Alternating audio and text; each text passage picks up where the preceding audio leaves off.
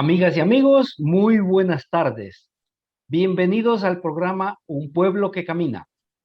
Este es un espacio radial de los movimientos laicales de la Diócesis de La Tacunga, donde se comparten reflexiones, motivaciones y el estudio del catecismo de la Iglesia Católica. Se transmite todos los días sábados desde las 6 de la tarde a través de Radio La Tacunga y por las redes sociales, bajo la conducción de su amigo y servidor Juan Zorrilla. Hoy nos acompaña en este programa por segunda vez Francisca Jaramillo Lana, quien representa a los talleres de oración y evangelización.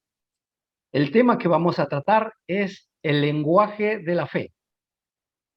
Francisca, muy buenas tardes. Bienvenida al programa.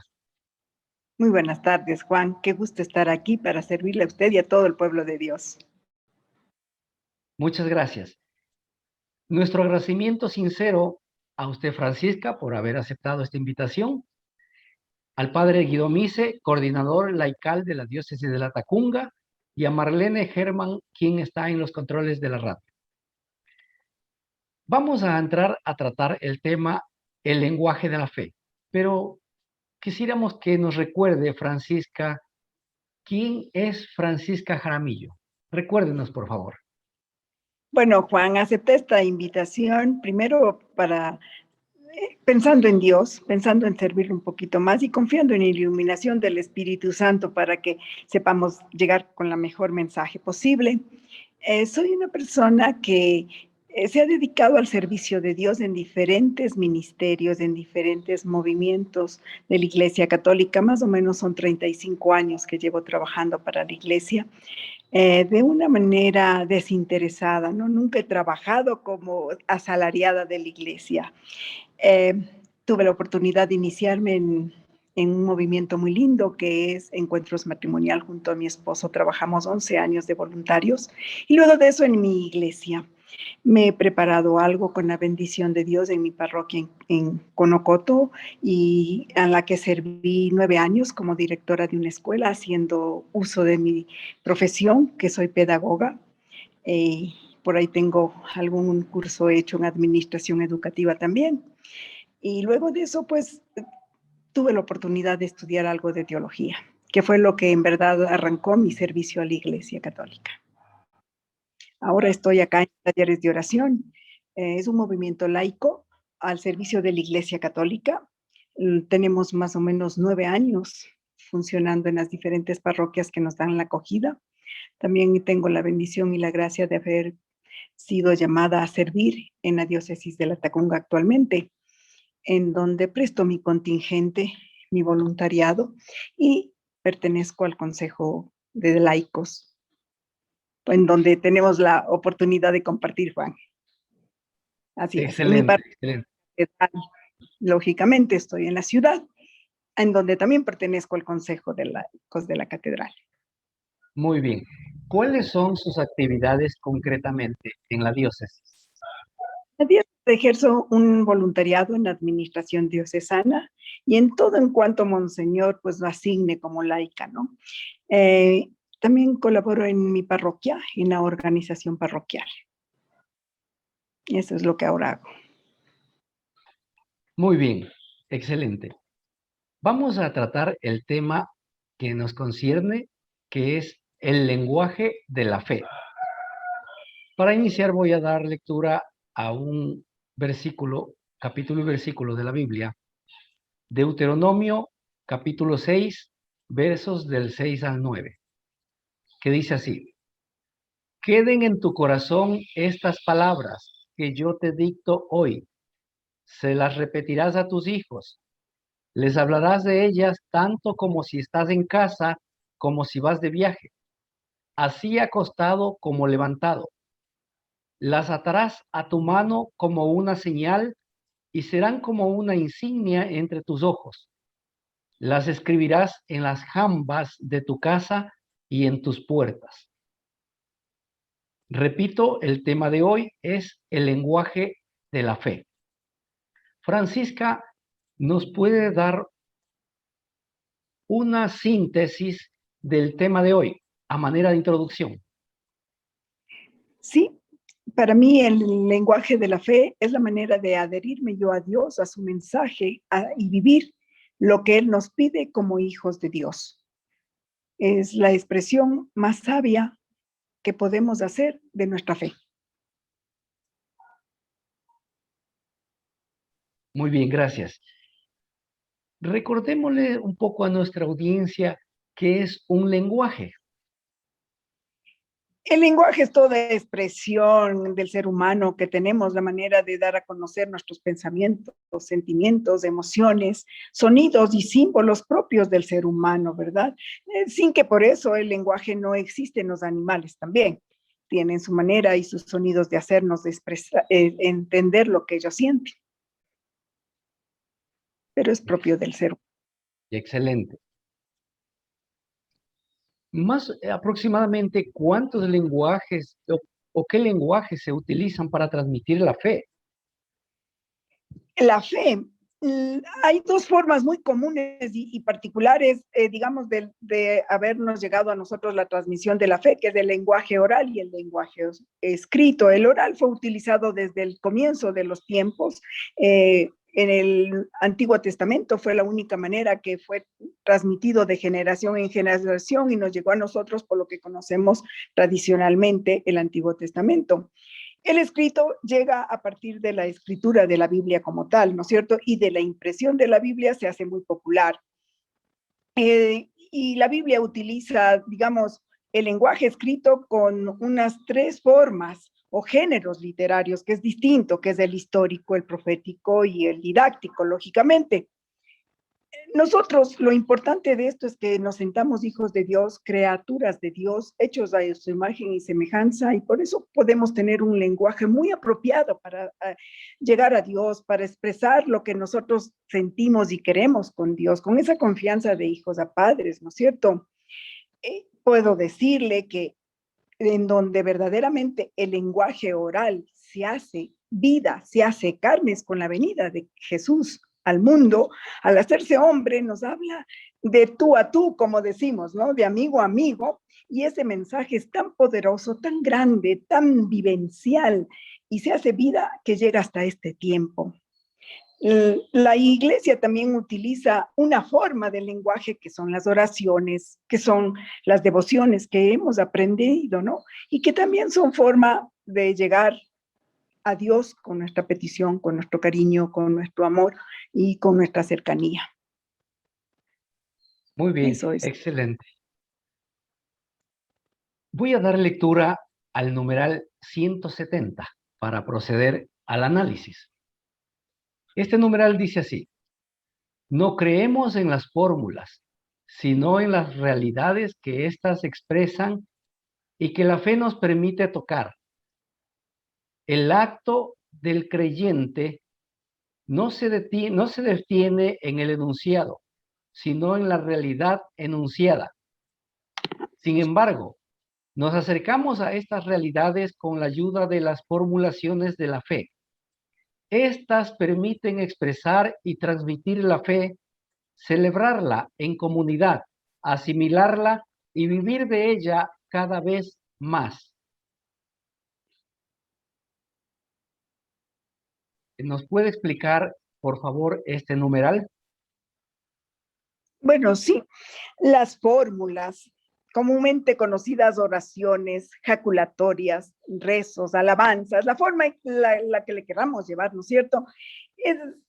Es alguna manera de ponernos en contacto con Dios y son los denunciados por medio de la palabra, nuestra palabra. Al creer en estas fórmulas, al poner nuestra fe en estas fórmulas, no la ponemos como tal en las palabras que pronunciamos, sino en lo que significa para nuestro espíritu, en aquello que recibimos nosotros y lo que vamos nosotros a pedir a Dios. Es igual que en las imágenes. No podemos creer en un bulto de madera hecha de cualquier cosa o plástico que abracen. ¿Qué creemos y a quién vamos? Es al espíritu de ese santo o de Dios que está simbolizado en esa figura.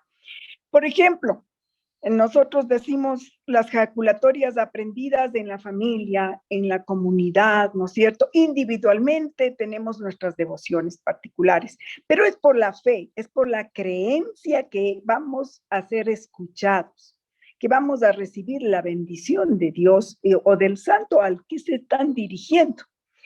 El credo es nuestra profesión de fe. Sintetiza todo lo que el cristiano tiene que ser en la vida, todo lo que creemos y por lo que estamos en la Iglesia Católica. El Padre Nuestro es una maravillosa oración enseñada por mismo Cristo para nosotros poder decir papá, como ahora le dicen, papito Dios, ¿no es cierto? Aquí estoy orándote. Entonces son expresiones propias de nuestra fe.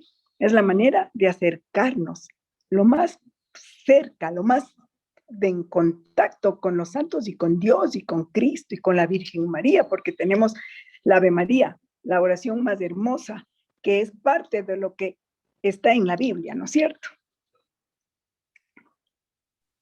Me ha descrito muy bien lo que son las fórmulas de fe.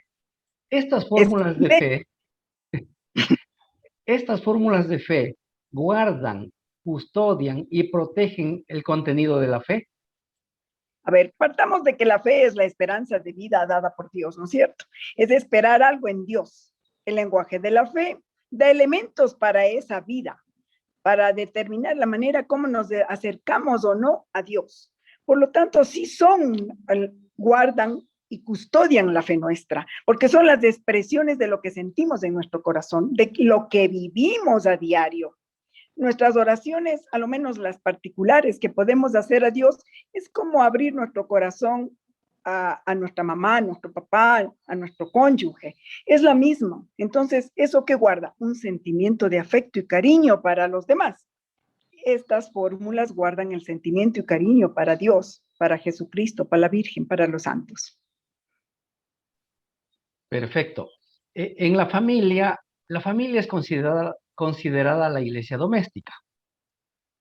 Considerando esta afirmación, pues, los padres somos responsables de custodiar y transmitir la fe recibida en la iglesia, con nuestro testimonio de vida, con nuestras experiencias y con las fórmulas de fe. ¿Estamos correctos en eso? Sí, somos responsables. Primera aseveración. Segundo, recordemos que el Papa Francisco nos dice que si es que nosotros no reconocemos la cultura propia y el valor de la familia, no somos nadie. En la familia hemos aprendido todo.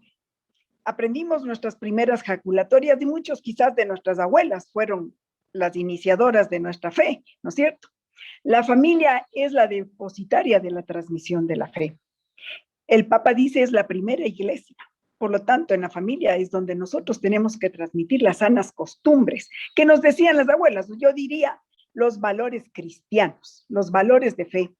Juan, hace poco tuvimos la oportunidad de tratar de la familia y decíamos, con ustedes estuvimos en esa reunión, que si es que la familia no es reconstituida, no es regenerada, que la sociedad pide a gritos que la familia se destruye, que qué hacer por la familia. Ahí está.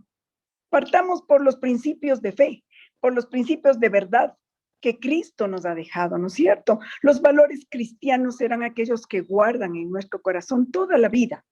Y dice la palabra que instruye a tus hijos en la palabra y nunca se torcerán. Entonces, tenemos todas las responsabilidades de dar al mundo, a la sociedad y a Dios, hijos formados en fe, en verdad.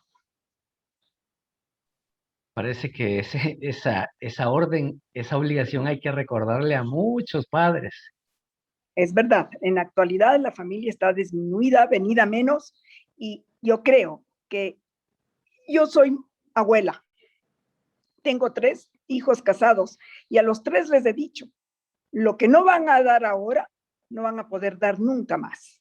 Ahora están pequeños, ahora están en la edad de educarles. Y me encanta porque tengo la oportunidad de tener aquí a un hijo 2 veces por semana con su bebé. Y me encanta verle que a la noche, el momento de acostar, hace sus oraciones con su hijo. Yo digo, eso es lo que le va a servir para toda la vida a esta criatura. Siempre va a recordar que su papá antes de acostarle le hacía orar. que le instruía en la fe. Entonces, la familia tiene que retomar, porque nosotros creo que nuestra generación sí fuimos educados así. Ahora no. Perfecto. Este numeral que acabé de leer, voy a repetir la primera línea que dice, no creemos en las fórmulas, sino en las realidades que éstas expresan y que la fe nos permite tocar. Yo pregunto, ¿cómo tocamos una realidad de fe? ¿Cómo la sentimos sería? ¿Cómo la sentimos? ¿Cómo tocamos una realidad de fe? Yo pienso que la fe en los tiempos más actuales es realidad de esto, necesita una gran dosis de razón y de fe. Los chicos piden a todo razón, ¿no es cierto? Necesitamos de estos dos dones, porque son dos dones dados por el Espíritu Santo, ¿no es cierto? Uno para poder pensar y el otro para ver que mi fe tiene razón. Está fundamentada en Dios, en mi bien, en mi súper bien, en mi sumo bien, porque eso es Dios. La fe es un regalo de Dios y la sabiduría también es un regalo de Dios, dado por medio del Espíritu Santo. Tal vez le voy a compartir algo que leí hace poquísimos días. En un tren en Alemania, un joven se sube y se sienta al lado de una persona muy adulta. Le ve que leía la Biblia mientras él devoraba libros científicos. Entonces le recrimina, le dice que qué hace perdiendo el tiempo en eso. Muy de nuestros días. Si mis nietos me ven mucho con la Biblia, ayer me molestaban porque estaba haciendo un resumen, alguna cosa, y me decían, vamos a trasladar la iglesia aquí a la casa para que nos hagas caso. Imagínense. Ya, entonces, este joven le hizo lo mismo a este viejito y le recriminó y por último le dice, deme su tarjeta que yo le voy a hacer llegar unos libros científicos que le van a hacer ver la realidad del mundo. Es decir, la razón, imponerse, ¿ya?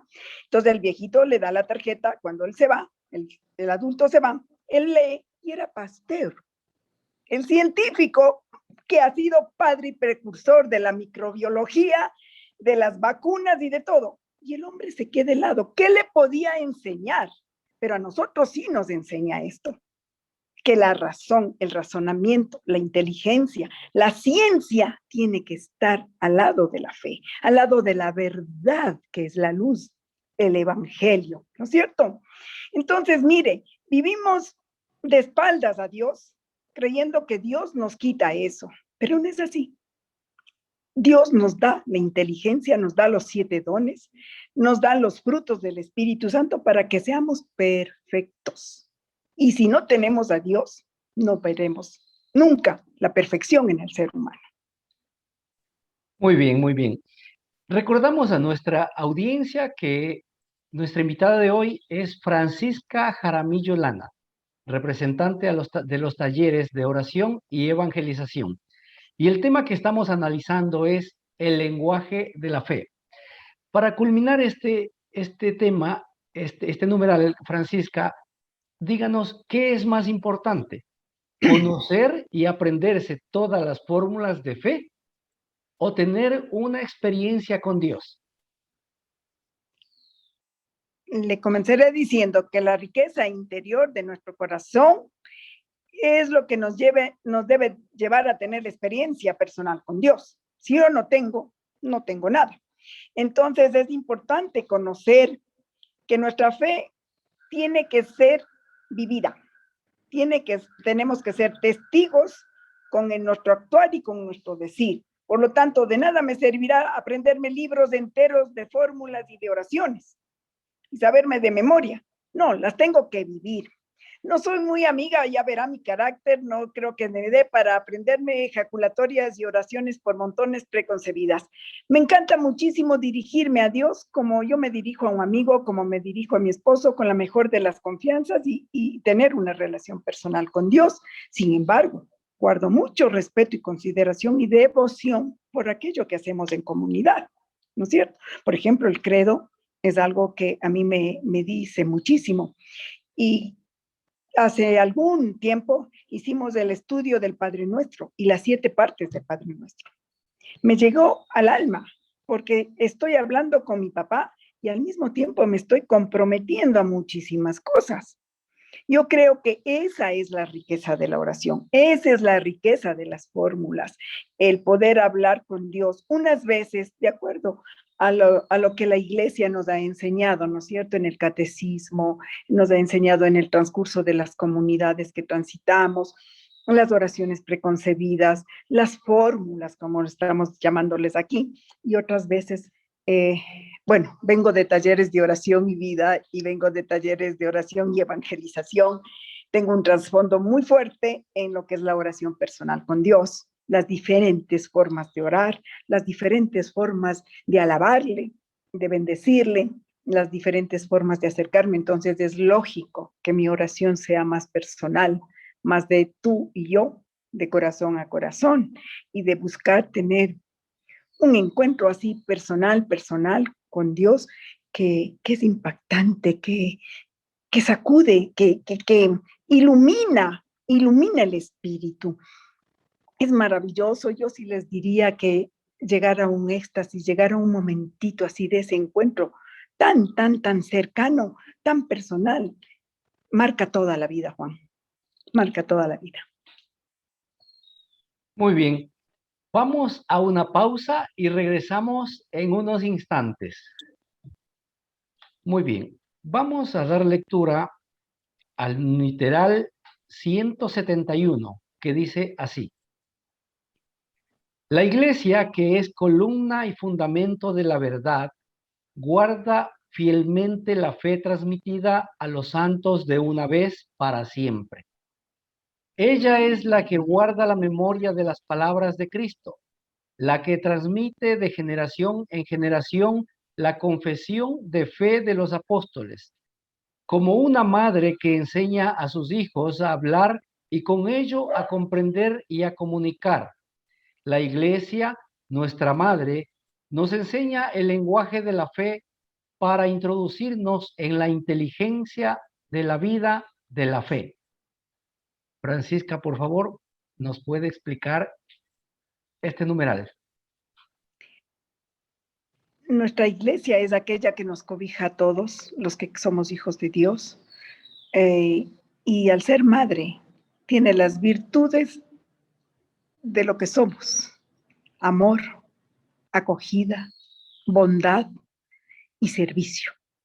Esa es nuestra iglesia, eso es lo que somos las mamás y ese es el rostro que tenemos que dar de lo que es nuestra iglesia.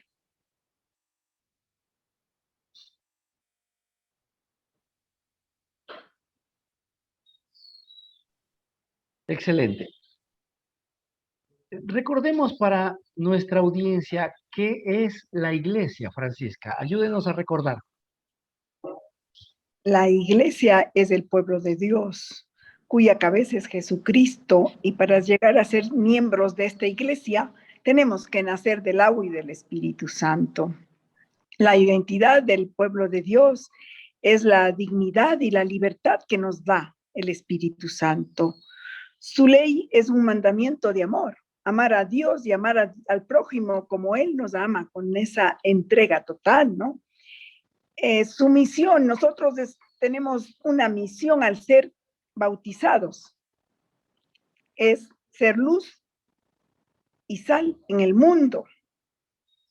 Y nuestro destino, ¿por qué nosotros queremos seguir en nuestra iglesia? ¿Por qué queremos seguir a Cristo, que es cabeza de la iglesia? Es nada más ni nada menos para alcanzar la salvación, la promesa divina de una vida mejor, ¿no? La iglesia es aquella que nos cobija, que nos da amparo, que nos recibe, que nos da la oportunidad de ser una comunidad de fe en camino, en salida, en busca del bien común, del supremo bien que solo en Dios podemos alcanzar. Y una vida, la iglesia nos propone, siguiendo los mandamientos de Dios, siguiendo toda la verdad de Dios, una vida en paz, una mejor vida. Esa es mi iglesia, a la que amo mucho y que sirvo. Excelente, muy bien.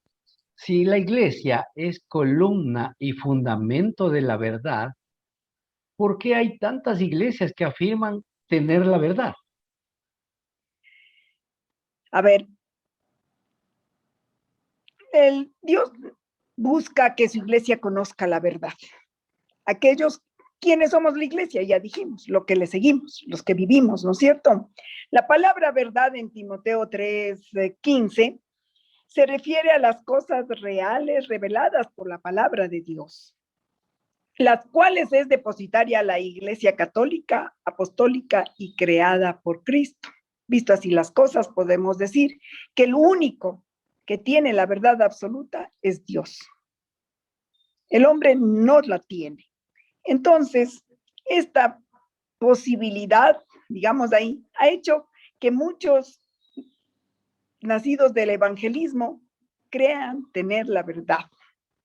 Estos grupos heredados del luteranismo y del cisma de la iglesia del siglo XVI son los que ahora tenemos alrededor de la iglesia católica, ¿no? Yo pienso que muchas de estas iglesias responden a una necesidad clientelar, de satisfacer las necesidades más apremiantes del hombre. Por ejemplo, el ser reconocido, el tener un milagro que ellos ofrecen, como ofrecer nosotros una fundita de papas fritas, ¿no es cierto? El ser aceptados, valorados, el tener un puesto tal vez más rápido. ¿Y por qué se da esta facilidad en las iglesias evangélicas? Yo hablo evangélicas al grupo total de las denominaciones, ¿no? Porque son más chiquitas, porque pueden de una manera mucho más rápida responder a la realidad y a los requerimientos de ese grupo social. Por otro lado, debemos reconocer con pesar, con dolor, que los grandes escándalos de la Iglesia Católica del siglo anterior, la gente ha perdido la fe en la Iglesia Católica. ¿Por qué? Porque la ven como algo solo de hombres, no la ven la fe en Cristo, que es cabeza de la Iglesia, aquel que le fundó y que todavía sigue igual, que él no ha cambiado, que la Iglesia tiene problemas, que la Iglesia tiene pecados, porque es de hombres, porque para Dios nosotros le servimos así y nos ha llamado a servir a la iglesia, ¿no es cierto? Pero nuestro papa, nuestros sacerdotes, nuestros obispos, los laicos comprometidos, somos hombres que también tenemos debilidades y pecamos. Y la gente no entiende eso. Cree que hay que irse en contra de este Jesucristo que está en los católicos para ir a buscar el Jesucristo que está en los evangélicos. Entonces eso ha hecho también que nuestra iglesia pierda este momento adeptos, que los feligreses se hayan ido, pero no tienen una sustentación así de fe verdadera para haberse podido ir. Muy bien, excelente. ¿De qué manera esta iglesia a la que nos pertenecemos transmite y enseña la fe? Ya, yo diría que veamos que la fe es una decisión personal a Dios, que libre y voluntariamente acepta seguirle, que libre y voluntariamente adopta la fe, la verdad revelada de Dios como patrón de comportamiento de nosotros, ¿no es cierto? Entonces, primera cosa, la iglesia se basa en la realidad y en el deseo del hombre para adherirse a la fe y para transmitir.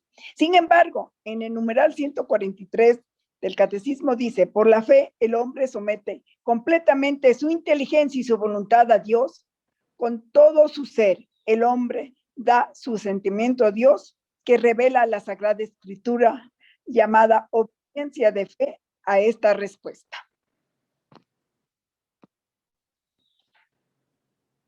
Se nos fue.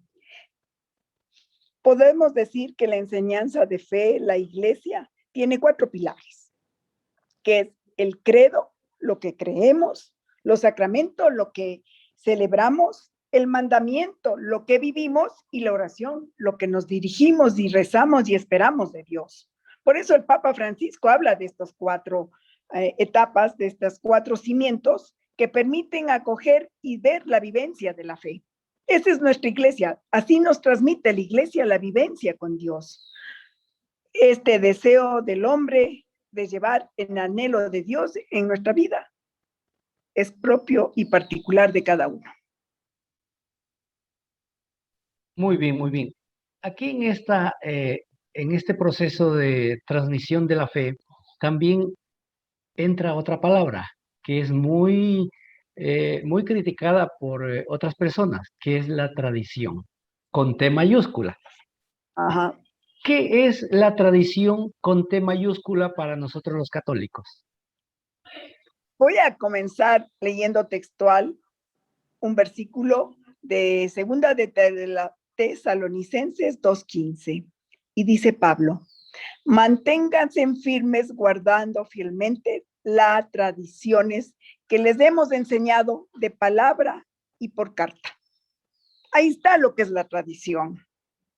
Solo en ese versículo tendríamos los católicos para decir la verdad y la valía de nuestra tradición. La Iglesia Católica llama tradición a la transmisión de la verdad dada por el Espíritu Santo, ¿no es cierto? Llega hasta nosotros esta tradición apostólica por la Sagrada Escritura. No son dos fuentes. La Escritura y la Sagrada Tradición dicen que son juntas, que no pueden separarse porque lo uno viene de lo otro. Entonces, el Concilio Vaticano II ya dice, la tradición apostólica y la Sagrada Escritura tienen la misma fuente, se unen en sí mismos del mismo caudal y recorren hasta un mismo fin. Los primeros depositarios de esta gran tradición fueron los apóstoles y ahora los sucesores, que son los obispos. Esta transmisión viva lleva a cabo el Espíritu Santo. Es un regalo de Dios a su pueblo por medio del Espíritu Santo, que nos reveló y que seguirá revelando. Las manifestaciones de Dios nunca se acabarán, pero la tradición es aquello que recogió y que llega a nuestros días para que el pueblo de Dios siga creciendo. Excelente. Recordamos a nuestros invitados que estamos en el programa Un Pueblo que Camina. Nuestra invitada de hoy es Francisca Jaramillo Lana, de los talleres de oración y evangelización. Estamos tratando el tema el lenguaje de la fe. Francisca nos ha explicado muy bien sobre la fe, las fórmulas de la fe, para qué se sirve, para qué se utiliza el lenguaje de la fe. Y también nos ha explicado la iglesia, la tradición. Muchas de estas explicaciones que usted nos ha dado son muy criticadas por las personas que no están dentro de la Iglesia Católica. Mi pregunta es la siguiente. ¿Se puede afirmar que los cristianos que no están en comunión con el catolicismo tienen una fe incompleta? Partamos de lo anterior, ¿no es cierto? La tradición, la escritura y el magisterio de la iglesia, según el plan de Dios, están íntimamente unidas, de modo que ninguna puede sustituir a la otra. Las tres son nuestro carácter, imprimen nuestro carácter de nuestra religión, de nuestra creencia, de nuestra fe, bajo la acción del Espíritu Santo. Los evangélicos, al aceptar solo la Biblia como fuente de su creencia, de su fe, están reduciendo considerablemente el conocimiento de la verdad revelada por Dios. Esto nunca ha dicho Jesús en su palabra. Cuando él estuvo aquí en el mundo, Dios ni se le ocurrió escribir nada. Nos dijo verbalmente nuestra tradición, ¿no? No escribió un libro sagrado.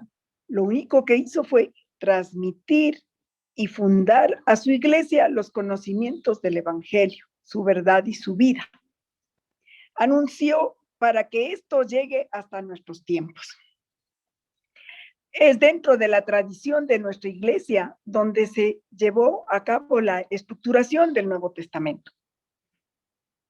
Antes no existía, existía la parte del Antiguo Testamento. Y dentro de este Nuevo Testamento, recién en el año 393, 95 creo que es, se dio a cabo el canon del Nuevo Testamento. Y nuestro canon es más completo, porque recogen aquellos libros inspirados que los evangélicos los rechazan. Y se pierden, por ejemplo, valiosos conocimientos como el que leyó ahora, o el de sabiduría, ¿no es cierto? El libro de Eclesiastés, el de Tobías. Entonces, no tienen el fundamento completo para mí. Se quedan cortos. Yo le voy a comentar algo. Tengo un amigo evangélico que es pastor, muy bueno, muy linda persona. Trabaja en Latinoamérica, imagínense. Y un día aquí sentado, me dijo 3 cosas. Quisiera que nuestra iglesia tenga la estructura que tienen ustedes. Quisiera tener un director de nuestra iglesia, él me decía así, ¿no? Como el Papa Francisco, con esa lucidez y iluminación de Dios, a tal extremo que ahora les he mandar los escritos del Papa para que los lea. Y me decía la otra, quisiera poder reunir a la iglesia nuestra a la luz de la palabra como ustedes pueden unificar. Mire esas cosas. Ellos reconocen, y hay muchos católicos que nosotros despreciamos la riqueza que tenemos. Eso es, Juan. Excelente. Inclusive cuando dejan de ser católicos dicen, ahora ya conocí la verdad. Ah, sí, muy común. O ven y conoce la verdad. A mí por el dictófono muchas veces les digo, mira, no me interesa discutir con ustedes la palabra, pero solo hermanita le estoy pidiendo que baje a conocer la verdad. Sí, sí es verdad. Unos despreciamos lo que tenemos y otros quieren tener lo que nosotros tenemos. Muy bien, estamos en un diálogo con Francisca Jaramillo Lana de los talleres de oración y evangelización. El tema que estamos trabajando es el lenguaje de la fe. Nos vamos a una pausa comercial y retornamos en unos instantes.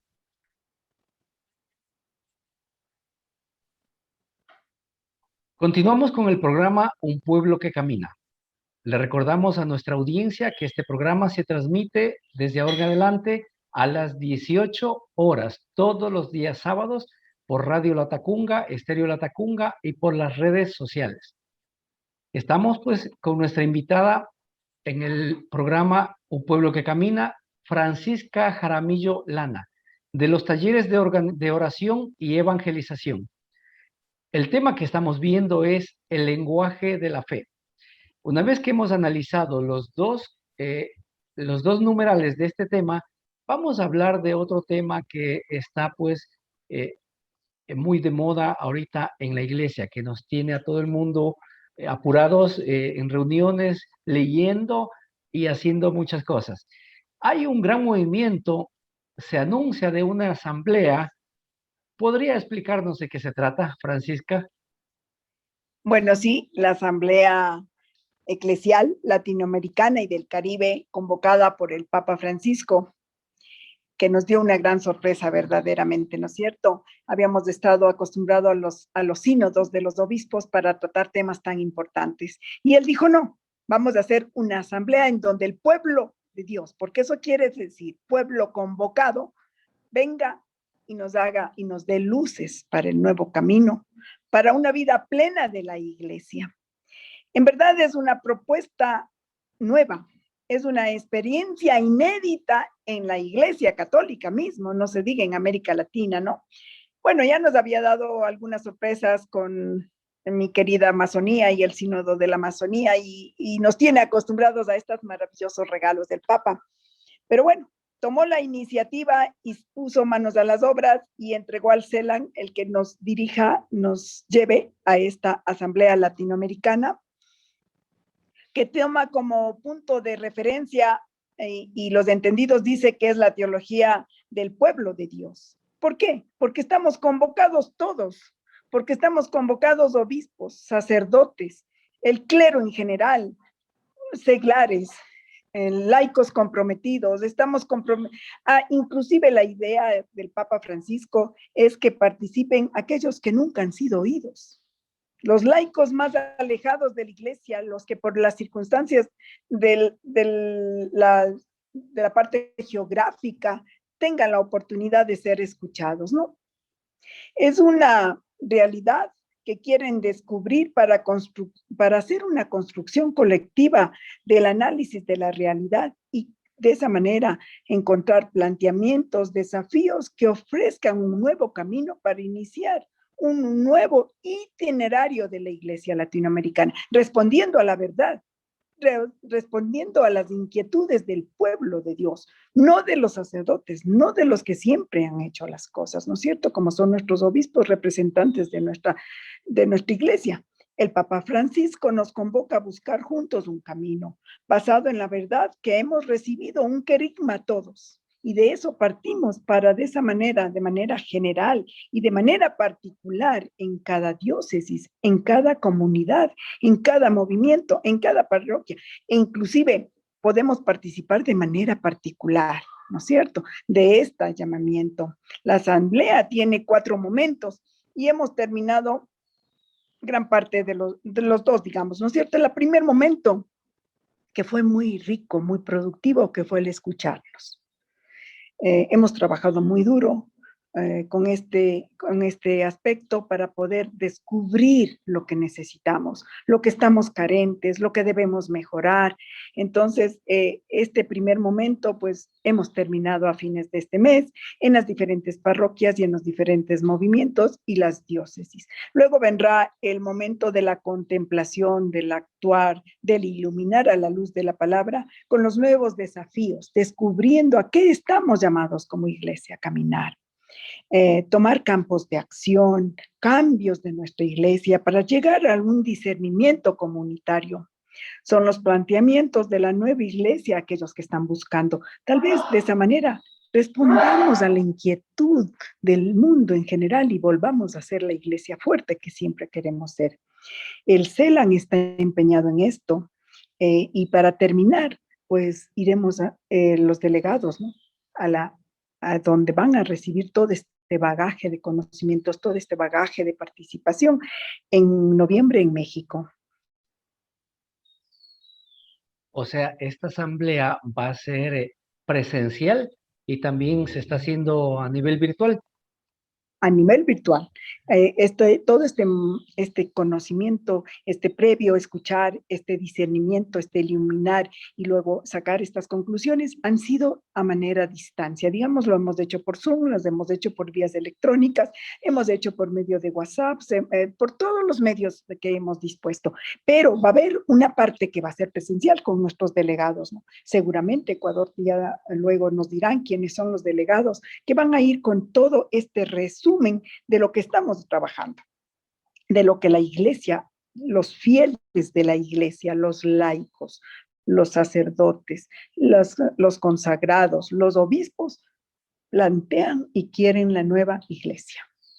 Es una iglesia sinodal, es una iglesia de comunidad, de compartir y en salida lo que estamos proponiendo. Esta asamblea dice Asamblea Eclesial Latinoamericana y del Caribe. Solo participa Latinoamérica y el Caribe, los demás no.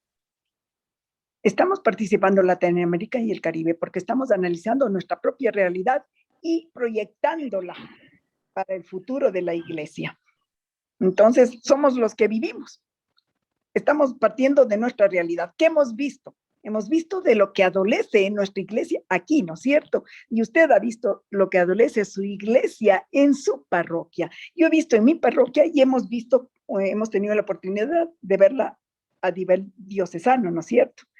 Y toda Latinoamérica, bueno, tenemos que reconocer que hay algunos que están en contra de esta asamblea y la tildan de que es puro fanfarria y pura cosa que no va a llegar a nada, pero los que creemos en nuestra iglesia, servimos, llamamos a la iglesia, estamos con una esperanza, con ese renacer en la mente, ¿no? Con esa esperanza de que haya un nuevo amanecer para nuestra iglesia. Muy bien. Muchas personas pueden que nos estén escuchando y digan, bueno, yo quiero hacer escuchar mi voz o quiero conseguir más información de esta asamblea. ¿Dónde puede acercarse? A ver, cada parroquia está trabajando, a lo menos hablemos de nuestra diócesis de La Tacunga, ¿no es cierto? Tenemos 37 párrocos. Todos estamos trabajando con nuestra propia comunidad sobre la asamblea. Si la persona que nos escucha quiere hacer la manera particular, puede entrar a la página web de la Asamblea Latinoamericana y el Caribe, o a la Asamblea, o también hay una página del CELAN, ¿no? Del Consejo Episcopal Latinoamericano, en donde puede inscribirse de forma personal y hacer el camino, que lo llamamos, ¿no es cierto? Los 4 pasos del camino, y dar su opinión, que es una maravilla, porque alguna vez en una reunión nos decían, lleguemos a los taxistas, llegamos a la gente del mercado, lleguemos a la gente que no ha sido escuchada y que quiere ser parte de la iglesia. Sería una maravilla. Les comento que hay hasta un número de WhatsApp que uno se inscribe, que le empieza a llegar los talleres de formación, que le empieza a llegar la información de la asamblea, y uno puede participar y también tener información de primera mano. O sea, en dónde conseguir información, la tenemos. O sea, estamos llamados a participar la mayor cantidad de gente posible. Todos, todos. Yo le escuché a un padrecito que decía que se fue a la cooperativa de taxis de su parroquia. Es una parroquia urbano marginal, digamos, ¿no? Entonces fue a la cooperativa y trató de hablar con los de la cooperativa de taxis para saber, porque es temas inherentes a todos. Entonces, todos estamos llamados a participar, todo aquel que se crea parte de la iglesia, que sea católico y que quiera mejorar. Tal vez se pretende en esta asamblea resolver los problemas que tienen los gobiernos, que no los pueden resolver, económicos, sociales, políticos, medioambientales, de todo tipo. Bueno, sí nos diferenciamos de la Asamblea Nacional muchísimo, pero sin embargo, tenemos que ver algo que no pretendemos hacer una asamblea del gobierno, ¿no es cierto? Somos muy distintos, pero sin embargo sí tenemos que hacer algo. ¿Qué es la política para nosotros los cristianos? Es el bien común. Muy mal manejado término, en verdad. Nos da susto pensar que hace algún tiempo se manejaba este término como parte de una política, ¿no? Que no era verdad. Porque el bien común es propio de la iglesia. Entonces, del cristiano es propio también vivir políticamente, estar entendido y ser partícipe de una política sana en busca del bien común. El cristiano debe incursionar en esa parte. ¿Para qué? Para hacer luz, para hacer sal, pues, o si no, no somos iglesia, ¿no es cierto? Buscar la verdad en favor de todos. Es deber de la iglesia y ser frontales. Es ser frontales. Pero sin embargo, esta Asamblea Latinoamericana no es un ente político ni económico. Es algo para partir de una realidad de un pueblo que está en marcha, de un pueblo que busca el bien común por medio de la palabra de Dios, de la realidad de la vivencia de la fe. Muy distinto a una asamblea política. Excelente, muy bien. Estamos llegando a la parte final del programa Un Pueblo que Camina. Vamos a llevarles nuestros saludos y agradecimientos a todos los miembros de los talleres de oración y evangelización, a todos los laicos organizados en diferentes movimientos, a los sacerdotes, religiosos, religiosas y a todas las personas involucradas en los diferentes servicios de la iglesia. Agradecemos muchísimo a usted, Francisca, porque por segunda vez está en los micrófonos de este programa, pues compartiendo toda su sabiduría, toda su experiencia y sus conocimientos con esta audiencia. Vamos a finalizar, pues, no sin antes escuchar su mensaje final. ¿Qué consejo le puede dar a usted? ¿Qué sugerencia a toda esta audiencia ávida de la paz, de la felicidad? Muchas gracias, Juan. Como les dije, confiando en que el Espíritu Santo haya guiado este tiempo de compartir, pues estoy aquí con ustedes, ¿no? Lo único que me resta decir es que somos un pueblo de Dios, somos una iglesia de Dios en busca de nuevos caminos, que siempre estamos en salida, ¿no es cierto? En ese itinerario de espiritualidad, de vivencia de la fe. Y recordar que la fe sin obras es muerta. Es un estribillo común, pero es la verdad. Hagamos vida lo que practicamos, hagamos vida lo que hablamos, hagamos vida lo que leemos, lo que recibimos, y pues permitamos que Dios actúe en cada uno de nosotros. Seamos signos de tiempos nuevos y una iglesia en salida, una iglesia sinodal en donde todos nos escuchemos y en donde todos participemos. Muy bien, muchas gracias. Esta fue una transmisión más de Un Pueblo que Camina. Nos vemos el próximo sábado a las 6 de la tarde con un nuevo invitado y un nuevo tema. Muchísimas gracias, Francisca, y muy buenas tardes. Muy buenas tardes a toda la audiencia, a usted, Juan, qué gusto y pues las bendiciones respectivas para todos. Un placer haber estado. Hasta luego.